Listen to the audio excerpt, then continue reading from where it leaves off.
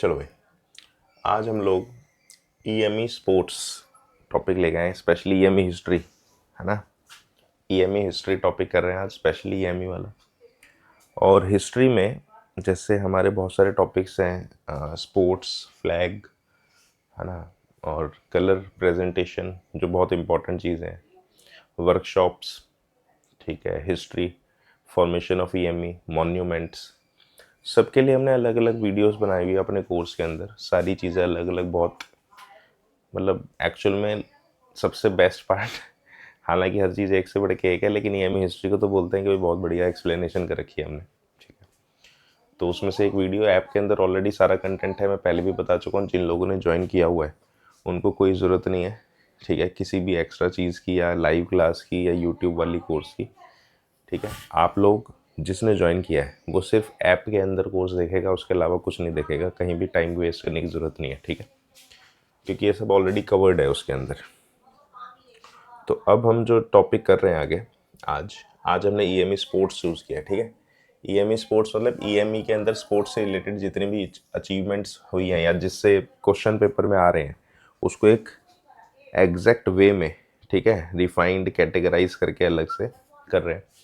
तो उसमें सबसे पहले मिल्खा सिंह सभी को पता ही होगा ईएमई हिस्ट्री में। तो मिल्खा सिंह हमारे ईएमई से ही रिलेटेड पर्सन है, इसीलिए उनके बारे में तो आना बहुत लाजमी है क्वेश्चन। तो ईएमई हिस्ट्री, मिल्खा सिंह कहाँ पोस्टेड थे? ईएमई सिकंदराबाद, ठीक है। He is also called as flying Sikh, ठीक है। मिल्खा सिंह स्टेडियम भी है हमारा, एक कहाँ पे लोकेटेड है? 1 ईएमई सेंटर सिकंदराबाद में। तो होता क्या है ना, जब आप इसको क्वेश्चन की फॉर्म में करते हो ना अलग अलग, कि भाई ये क्वेश्चन, तो हमको लगता है ऐसा कि हमने कर लिया कोई भी टॉपिक, फिजिक्स, केमिस्ट्री तो है नहीं आपके पास, फिजिक्स, मैथ्स, कंप्यूटर या हिस्ट्री। तो जब आप क्वेश्चन करोगे ना पुराने पेपर या फिर इधर उधर से, तो ऐसा लगता है कि हमने कर लिया, लेकिन एक्चुअल में पढ़ाई तभी होती है जब आप टॉपिक वाइज, जैसे हमने एक स्पोर्ट्स उठाया टॉपिक आज, स्पोर्ट्स से रिलेटेड जितनी चीज़ें हम करेंगे और सारे पेपर आपके पेपर में जितने भी क्वेश्चन आए हुए हैं ऑलमोस्ट सभी क्वेश्चन यहाँ कवर्ड हो जाएंगे, ठीक है। तो मिल्खा सिंह के बारे में जो जो इंपॉर्टेंट बातें पेपर के लिए हमें चाहिए वो आपको ध्यान रखनी है, कि मिल्खा सिंह स्टेडियम कहाँ लोकेटेड है, ईएमई सिकंदराबाद में पोस्टेड थे। इसके अलावा हम मिल्खा सिंह को जानते हैं, क्यों जानते हैं वो भी देख लेते हैं, ठीक है। तो मिल्खा सिंह ने 400 मीटर गोल्ड में, है ना, 400 मीटर की रेस में गोल्ड मेडल जीते हुए इन्होंने। तो कौन कौन से गोल्ड मेडल इन्होंने जीते थे? 1962 में एशियन गेम्स कहाँ हुए थे? ये इंडोनेशिया में। यहाँ पे इन्होंने 400 मीटर की रेस में गोल्ड मेडल जीता है। फिर एशियन गेम्स जो 1958 में टोक्यो में हुए हैं, यहाँ पे भी इन्होंने 400 मीटर में गोल्ड जीता है, ठीक है। कॉमनवेल्थ गेम्स जो 1958 में हुए थे वेल्स में, यहाँ पे भी इन्होंने 400 मीटर में गोल्ड जीता है। और 1959 में पद्मश्री इनको गवर्नमेंट ऑफ इंडिया ने अवार्ड किया, ठीक है। तो ये बात हुई मिल्खा सिंह के बारे में, सभी बातें आगे करते हैं। तो स्पोर्ट्स से रिलेटेड जितने भी टॉपिक्स हैं हमारे, सारे हम इसी में कवर कर लेंगे, है ना। Next is Muralikant Petkar. मुरलीकांत पेटकर के बारे में क्यों पढ़ रहे हैं? जाहिर सी बात है, हम यहाँ पे आपकी ईएमई हिस्ट्री में पढ़ रहे हैं, तो हिस्ट्री से रिलेटेड है तभी पढ़ रहे हैं, ठीक है। तो ईएमई पेटकर के बारे में आपको क्या क्या पढ़ना है ध्यान से देखेंगे। सॉरी, मुरलीकांत पेटकर। तो मुरलीकांत पेटकर कहाँ पे थे? ईएमई से जुड़े हुए बंदे हैं हमारे, ठीक है। इनको first Indian para Olympics gold मिला है, ठीक है। First Indian para Olympics gold किसने जीता है? मुरलीकांत पेटकर, ईएमई से जुड़े हुए थे ये। तो ये तो बहुत इंपॉर्टेंट क्वेश्चन है। इंडिया का फर्स्ट पैरा ओलंपिक गोल्ड ही इन्होंने जीता है। अच्छा, किस चीज़ में गोल्ड जीता था? 50 मीटर फ्री स्टाइल स्विमिंग में, ठीक है। किस कंपटीशन में इनको गोल्ड मिला ये भी इंपॉर्टेंट है। कहाँ जीता था? 1972 में हेडलबर्ग, वेस्ट जर्मनी के अंदर ये प्रोग्राम ऑर्गेनाइज हुआ था पैरा ओलंपिक्स गोल्ड का, वहाँ पे इनको ये मेडल मिला है, ठीक है। इसके अलावा ये पैरा ओलंपिक्स मतलब समझ रहे हो ना, जिन लोगों जो फिजिकली हैंडीकैप्ड हो जाते हैं उनके लिए होता है, या फिर, ठीक है। तो इनको जो फिजिकली हैंडीकैप्ड ये हुए थे, ये कब हुए थे? 1965 की वॉर की इंजरी हो गई थी इनको, ठीक है। तो देखो डेडिकेशन देखो बंदे का कि वॉर में भी जा रहे 1965 में, और वॉर में जब इंजर्ड हुए उसके बाद भी इंडिया के लिए गोल्ड ले आए, ठीक है। तो बहुत इंपॉर्टेंट तो है ही, ठीक है ना। तो ये मुरलीकांत पेटकर के बारे में इससे ज़्यादा जानने की ज़रूरत नहीं है, ठीक है। इससे ज़्यादा मिलेगा भी नहीं आपको, ठीक। तो ये मुरलीकांत पेटकर के बारे में हुआ, स्पोर्ट्स से रिलेटेड जो भी क्वेश्चंस आ रहे हैं। Next is major HPS Ahluwalia, ठीक है। मेजर HPS अहलूवालिया, इनके बारे में भी जानना है। इनके बारे में क्या खास है, थोड़ा सा लाइट कलर होगा शायद, ये ग्रीन, कोई बात नहीं, देख लेंगे। मेजर HPS अहलूवालिया EME से जुड़े हैं, जाहिर सी बात है, इसीलिए हम पढ़ रहे हैं, तो हम पढ़ते क्यों। हरिपाल सिंह, HPS की फुल फॉर्म क्या है, ये हरिपाल सिंह पूरा नाम है, क्योंकि कई बार क्वेश्चन में क्या होता है ना, HPS आ जाता है, कभी हरिपाल आ जाता है, तो कन्फ्यूजन हो जाती है भाई ये क्या हो गया। तो आपको क्लियर होना चाहिए कि हरिपाल और HPS एक ही चीज़ है। First EME officer to climb Mount Everest, क्यों पढ़ रहे हैं इनके बारे में, क्योंकि ये फर्स्ट EME के ऑफिसर है जिन्होंने माउंट एवरेस्ट को क्लाइंब किया है, ठीक है। और माउंट एवरेस्ट क्लाइंब कब किया है, 29/5/1965, 29 मई 1965 में इन्होंने इसको क्लाइंब किया है, ठीक है। तो ये ध्यान देने वाली बात है, हमें पता होना चाहिए। इसके अलावा सेलिंग, सेलिंग सेलिंग समझते हो ना, वो जो नाव वो चलाते हैं, क्या बोलते हैं, नाव में बैठ के, नाव नाव वाले जो कंपटीशन होते हैं, ठीक है। ये सेलिंग एसोसिएशन बनी थी नवंबर 1964 में सिकंदराबाद में, एक तो ये बात आपको पता होनी चाहिए, ठीक है। थोड़ी सी अटक रही है video. Subedar Rajesh Chaudhary, he won gold medal in 16th Asian in sailing. Sailing के कंपटीशन में सूबेदार राजेश चौधरी हैं जिन्होंने गोल्ड मेडल जीता था 11th एशियन में, ठीक है। नेक्स्ट, सेलिंग चैंपियनशिप 2004 में हुई थी, वो जो उन्होंने गोल्ड मेडल जीता था वो कहाँ हुई थी, 2004 में, ठीक है। नेक्स्ट इज, देखो एक चीज़ और बता दूं, अभी तक हमने जितना किया वो तो बहुत इंपॉर्टेंट है, ठीक है, 2-3 बंदे स्टार्टिंग वाले।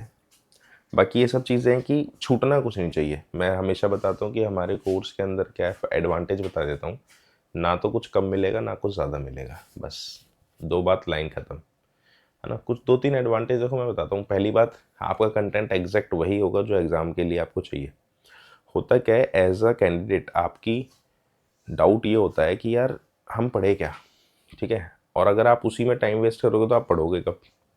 तो वो काम हमारा है, आपके पेपर में क्या आने वाला है, किस लेवल तक आने वाला है, वही सब देख के हमारा कंटेंट डिज़ाइंड है।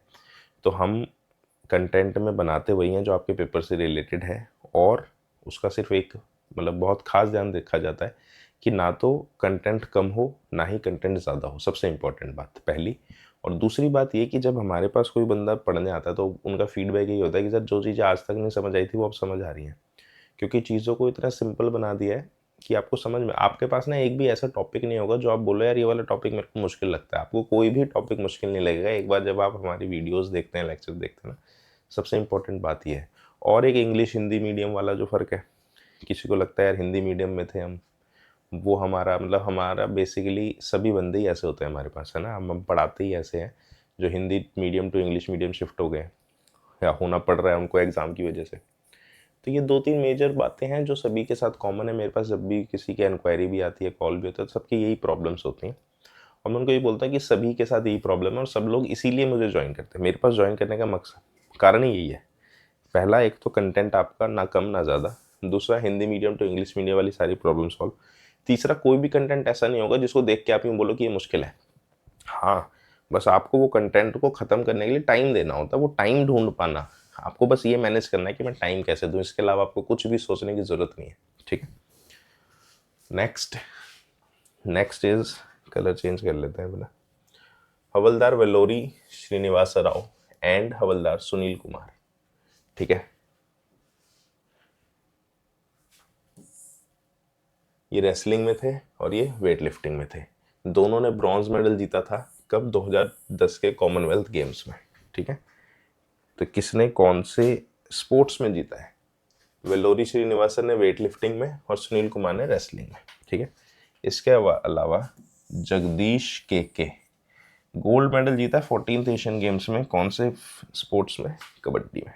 ठीक है, तो आज स्पेशली ईएमई का टॉपिक लाए हैं क्योंकि मैथ्स और फिजिक्स बहुत दिन से हो रहा है, तो मैंने सोचा आज चलो आपके एग्जैक्ट वाला पेपर कंटेंट ले आता है, थोड़े दिन में कंप्यूटर वगैरह भी दिखाएंगे आपको लाइव क्लास में। ठीक है, next is Nitish R, silver medal जीता है इन्होंने। कहाँ जीता है? Sea swimming and run swimming event. ठीक है, national beach games and Indo Sri Lanka life saving championship. ये सब चीज़ें आपको इसलिए छोटा दिख रहा है, शायद किसी को लग रहा होगा कि हम ये क्यों कर रहे हैं, है ना, कि मैंने यही बातें क्यों करी हैं और इसके अलावा क्या क्या जानना है। तो देखो, ये जिज्ञासा हमेशा रहती है स्टूडेंट को ना कि यार ये कर लिया, मैं थोड़ा सा और कर लूँ, मैं थोड़ा सा और कर लूँ। सभी को रहता है, सबका लेवल होता है अलग अलग, कौन किस लेवल तक पढ़ाई कर रहा है। तो आप ये बात तो समझ लो कि इसके अलावा आपको कुछ भी करने की ज़रूरत नहीं है। ये बात ध्यान रहे, सबसे इंपॉर्टेंट बात, हम कंटेंट जो बना रहे हैं उसमें यही आपके लिए ही बना रहे हैं, बेस्ट कंटेंट है। इसके अलावा आपको कुछ इससे बेस्ट मिलेगा भी नहीं। ठीक है, तो बाकी आप सब लोग तैयारी करो। हमारी ऐप है आयांश क्लासेस, ठीक है, उसका लिंक अगर आपको चाहिए तो आप नंबर दिया है, इस पर व्हाट्सएप कर सकते हैं, आपको लिंक आ जाएगा, नहीं तो आप प्ले स्टोर पर डायरेक्ट लिखेंगे तो भी आपको आयांश क्लासेस ऐप मिल जाएगी। ठीक है, उसके अंदर हमारा ऑनलाइन कोर्स है और ऑफलाइन कोर्स हम दिल्ली में कराते हैं 505 ABW के पास। ठीक है, जिसको दिल्ली में ऑफलाइन कोर्स ज्वाइन करना है वो भी आ सकता है, जिसको ऑनलाइन कोर्स ज्वाइन करना है वो ऑनलाइन ज्वाइन कर सकता है। और सबसे बेस्ट तो ये होता है कि भाई बंदा ना, सबसे बेस्ट क्या होता है, ऑनलाइन ज्वाइन करो, आप अपनी पढ़ाई करो, जितना भी आप सो रहा है 10%, 20%, 30%, जितना भी आप कर पा रहे। वैसे तो मैं आपको सही बताऊं, बहुत सारे लोग ऐसे जो ऑनलाइन करके 100% क्लियर कर जाते हैं, लेकिन किसी किसी का हो सकता है भाई, किसी को लगता है कि भाई मैं वीक हूँ स्टार्टिंग से, तो आप क्या करो, ऑनलाइन ज्वाइन करो, 10%, 20%, 30%, और यकीन मानो ऑनलाइन आप 100% करो। आप कितने भी वीक हो, कोई भी बंदा कितना भी वीक हो, वो ऑनलाइन हमारे कोर्स में ही 100% सिलेबस ख़त्म कर लेता है। ये आपको ज्वाइन करके पता चलेगा। और फिर भी अगर डाउट है तो ऑफलाइन क्लास के लिए दिल्ली आ सकते हैं, जिसको आना है। और ऐप के अंदर 7 डेज़ का रिफ़ंड पॉलिसी है। अगर आपको ज्वाइन करके अच्छा ना लगे, अपना रिफ़ंड ले लो, कोई इशू नहीं है ना, क्योंकि हमारे पास ज्वाइन करके ना तो कोई रिफ़ंड लेता, ना कोई ये बोलता कि किसी भी तरह की कमी है। मैं तो मतलब जनरली लोगों से सिर्फ एक ही बात, मैं ये पूछता ही नहीं कि अच्छी बात क्या है, मैं तो ये पूछता हूँ कि यार मेरे को ना कमी बता दो, क्या लग रही है आपको, ताकि मैं उसे सुधार लूँ। तो कोई कुछ बताता ही नहीं है ना। तो अब आप लोग ऐप ज्वाइन कर सकते हैं, उसमें पूरा कंटेंट है आपके पेपर के लिए। ठीक है, बाकी बेस्ट ऑफ लक सभी को। एग्ज़ाम के लिए डेट आ चुकी है, फॉर्म वॉर्म जल्दी भर दो। फॉर्म की लास्ट डेट 3 और 31 में कन्फ्यूज़न चल रही है, वो आप अपने लेवल पे देख लो कि 3 दिसंबर है या 31 दिसंबर है। ठीक है, पेपर इस बार ऑनलाइन होने वाला है, MCQ की फॉर्म में होगा। हमारी ऐप के अंदर पूरा सिलेबस MCQ की फॉर्म में भी है, जितना भी सिलेबस आप पढ़ोगे सब कुछ। और उस MCQ के अंदर ना ऐसे ही हमने कुछ भी उठा के नहीं डाल देते। MCQ टेस्ट पूरा आपके पेपर के लिए ही डिज़ाइंड है, उसमें आपको पूरी प्रैक्टिस हो जाती है कि भाई आप क्या करो, वीडियो देखो, PDF पढ़ो, आपका एक टॉपिक ख़त्म हुआ, उसका चैप्टर वाइज टेस्ट है हमारे ऐप में ना, हर चीज़ का। आप जैसे EMI हिस्ट्री भी है ना, जैसे आज हमने क्या करा, स्पोर्ट्स किया ना, तो आपको स्पोर्ट्स का चैप्टर वाइज MCQ मिलेगा उसके अंदर, है ना। ऐसे स्कूल्स है तो स्कूल्स का चैप्टर वाइज MCQ है, या कोई भी टॉपिक है, मैथ्स है, फिजिक्स है, कंप्यूटर है, हर चीज़ का टॉपिक वाइज डिटेल्ड सॉल्यूशन, फिर उसकी PDF नोट्स, फिर उसके MCQ। ठीक है, और आप अपना रिजल्ट भी देख सकते हो कि आपके कितने मार्क्स आ रहे हैं और साथियों के, बाकी लोगों के कितने मार्क्स आ रहे हैं, वो भी कंपेयर कर सकते हो आप वहाँ पे। ठीक है, तो बाकी आपको सभी को तैयारी करनी है, टाइम काफ़ी है हमारे पास, बहुत टाइम है। हम जब ऑफलाइन क्लास लेते हैं तो 1 महीने में पूरा सिलेबस ख़त्म करा देते हैं, और आपका तो सिलेबस भी कम है, हमारे और भी डिप्लोमा के कोर्सेज चलते हैं, आपका तो सिलेबस उनसे काफ़ी कम है, तो 1 महीने में भी टाइम बच ही जाएगा। तो अगर किसी को ऐसा लग रहा है कि यार बहुत बड़ा है, हम कैसे करें, तो देखो मैं सीधी बात बता रहा हूँ, 1 महीने में हो जाता है यहाँ पे, और सब करते हैं। ऐसा मत समझना आप नहीं कर सकते, सभी। मेरे पास ऑफलाइन जितने भी बैच होते हैं, लोग ऐसे आते हैं कि यार मेरे को तो कुछ भी नहीं आता, कोई बात नहीं, थोड़े दिन रुक जाओ, और 20 से 25 दिन बाद वो ये बोलते हैं अरे सर मज़ा आ गया, है ना। तो इतना लोड लेने की कोई ज़रूरत नहीं है, कोई बहुत बड़ा इशू नहीं है। ठीक है, आसान चीज़ें हैं, बस दिक्कत तब आती है जब आपकी गाइडेंस सही ना हो, आप गलत डायरेक्शन में चले जाओ, आपको समझाने वाला कैसा है। एक चीज़ एक बंदा 5-5 10-10 दिन में करता है और हमारे 1 घंटे में ख़त्म कर देते हैं हम उसको, है ना। तो सबसे बड़ा एडवांटेज यही है हमारे पास। जैसे एक बार कई बार कोर्स में आते हैं लोग, जैसे ट्रिग्नोमेट्री कर रहे हैं, तो मैंने बोला यार, बोलते सर ट्रिग्नोमेट्री कराओ। मैं क्या करा दूंगा भाई, जब उसकी बारी आएगी तभी तो कराऊंगा। तो बोल रहे कि करा दो होएगा। तो एक दिन मैंने क्लास ली, 2 घंटे की क्लास ली, और मैंने कहा भाई ख़त्म हो गया, अब किसी को कुछ पूछना है तो बताओ। बोला ठीक है। 1-2 दिन हो गए, फिर मैंने पूछा भाई हो गए सारे क्वेश्चन। हाँ भाई हो गए सारे क्वेश्चन। तो कोई दिक्कत है? बोले नहीं है। तो मेरे को एक मेरा स्टूडेंट बोलता है, कह रहे सर मैं ना 2 महीने से ट्रिग्नोमेट्री पढ़ रहा था सिर्फ, और यहाँ 2 घंटे में ख़त्म कर दी हमने, है ना। तो यही एडवांटेज होता है देखो, एक्सपीरियंस बंदे के पास जाने का ना। और कुछ तो कारण होगा हम यहाँ पढ़ा रहे हैं, कुछ रीज़न है, इतने सालों से पढ़ा रहे हैं, और आज तक एक भी बंदा ऐसा नहीं है जो मेरे को कंप्लेंट करेगी यार दिक्कत है ना। तो रीज़न तो है। कुछ बड़ाइयाँ नहीं करना चाह रहा मैं अपनी, बाकी यह है कि आप जब कंटेंट देखोगे तो आपको पता भी लग जाए। सभी लोगों का सेम रिस्पॉन्स होता है मेरे को, है ना। तो बाकी तैयारी करो पूरी अपनी। हाँ एक चीज़ है, लोड लेने की कोई, मैं ये सब बताने का मकसद ये है कि इतना बड़ा इशू नहीं है। ये सब बताने का मकसद ये है कि कोई इतना हार्ड पेपर नहीं है, बहुत नॉर्मल सी बात है। थोड़ा सा टाइम लगेगा, थोड़ा सा टाइम देना पड़ेगा। और मैं सभी को कहता हूँ देखो, लाइफ में जो अपॉर्चुनिटी मिलती है उसको कभी भी छोड़ना नहीं चाहिए। ये नहीं कि फॉर्म भर दिया और छोड़ देखेंगे। फॉर्म भरा है, थोड़ी सी मेहनत करो और मतलब बदल जाएगी, लाइफ बदल जाती है, लाइफ स्टाइल बहुत सारी चीज़ें बदल जाती है ना। आप इस जिस एज में हम लोग हैं या आप लोग हैं, जब फॉर्म भर रहे हैं, तो उसमें बंदा ना अपने लिए कम सोचता है, फैमिली के लिए ज़्यादा सोचता है ना।